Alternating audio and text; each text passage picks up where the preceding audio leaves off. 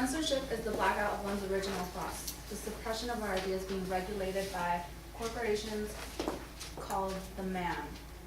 There are many forms of censorship. For example, there's moral, military, corporate, religious, political, the list goes on and on.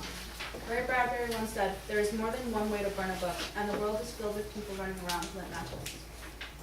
Did you know censorship had been going on in the United States since colonial times? Although it first started off as a sort of curtain to political ideas, the emphasis of censorship has shifted from political to sexual.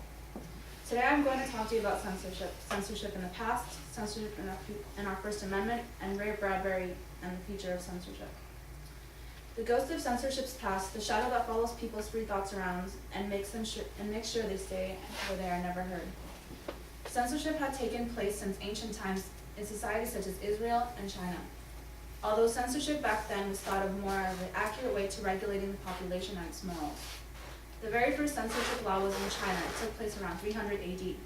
Although history has proof that the origin of the word censorship traces back all the way to 443 BC in Rome. One of the most famous examples of censorship in ancient times was the story of Socrates. Now, Socrates was a Greek philosopher. He is given credit for being one of the founders of Western philosophy. His brilliance not only shines through his own work, but his student Plato's as well. Socrates was a philosopher who went around Athens giving speeches, asking questions that could not simply be answered with a yes or a no. They were self-analysis questions that made you reflect. For example, what was your definition on a fulfilling life? Or what was the meaning of life? At the age of 70, Socrates committed suicide, ordered to drink hemlock, a form of poison, to end his own life, on charges for refusing to recognize the gods recognized by the state and corrupting the youth. Socrates was a martyr, a victim, suffering the ultimate form of censorship and then death. He was forced to commit suicide because he saw life differently. He did not just go along living the way he was told to live. He questioned life, and in the end, it led to his demise. Now, what does this story teach you? Don't question your surroundings, or you will die. Or what is the world hiding, and why are they so scared someone might figure it out? Censorship and our First Amendment. Our First Amendment clearly states, Congress shall make no law respecting an establishment of religion, or prohibiting the free exercise thereof, abridging the freedom of speech, or the press, or the right of people pressively to assemble and petition the government for a redress of grievances. More people believe in this freedom. However, debate as to whether it should allow certain people to print books or lyrics to be sung. That sent a wrong message. In the First Amendment states freedom of speech. Why is there more and more books being banned every day from school curriculums? The Adventures of Huckleberry Finn by Mark Twain uses the N-word in its context. Ergo, students may no longer read this book in class. But why? The message the book is giving is not to go around calling people these inappropriate names, and after the teacher gets along telling you, they still might hear some students in the back snicker or laugh to themselves. But you have to make sure they understand and try to make sure they understand all Twain was simply trying to do was trying to reveal that slaves had to go through in these horrible times. And unfortunately, that depicts a more accurate picture that might have to go in a couple of these words clearly, to inform clearly of how to understand or uninformed people were back in these times. Now, what do these same people say about the music our kids are listening to?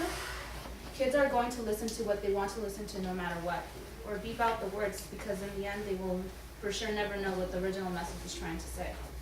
Most songs on the radio are censored, especially anything from Rage Against the Machine, Mortal Technique, NWA, Sex Pistols, Dead Kennedy, anything from there.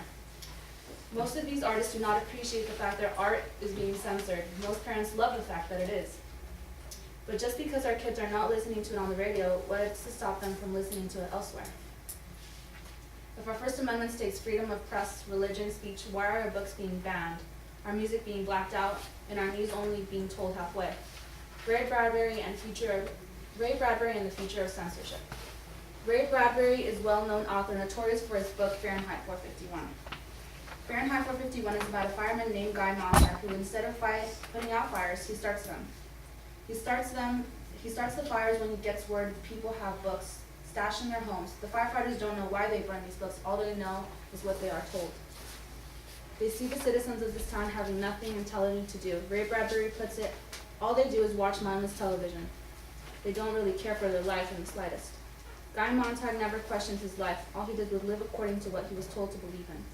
Never once did he ask why until he met Clarissa, a lovely girl who taught him to open his eyes and ask questions. Now father questions, what does life mean? What is the meaning? And his wife Mildred is exactly the opposite. She just lives her life according to what everyone tells her to believe in.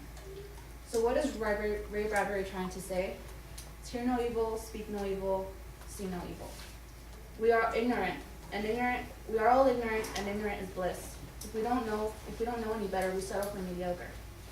In Ray Bradbury's futuristic world, he paints a picture of society that burns books because books teach you the lessons. They make you think, and sometimes that scares people, that one day you might know too much. Therefore, Farber isn't really looking for the books, but he's looking for the message behind them. With the meaning behind them. The same meaning that we yearn for in our movies, television, and especially in music, but will no longer find because people stop demanding it. Censorship is the suppression of our own thoughts. Some people are Guy Montags and some are Mildred.